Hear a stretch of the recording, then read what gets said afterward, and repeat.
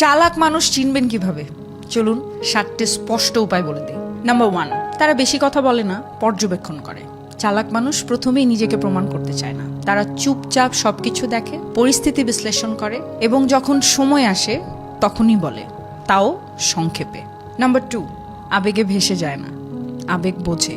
চালাক মানুষ রাগ, অভিমান বা ভালোবাসায় গা ভাসিয়ে দেয় না। তারা আবেগকে নিয়ন্ত্রণ করে, অন্যের আবেগ পড়ে বুঝতে পারে কোন কথা কখন বলা উচিত আর কখন বলা উচিত নয়। নাম্বার 3, তারা কখনো নিজেকে সবার সামনে বড় দেখাতে চায় না। চালাক মানুষ চুপচাপ নিজেকে তৈরি করে। আর চালাকরা হারার ভয় পোষে না, জেতার কৌশল খোঁজে।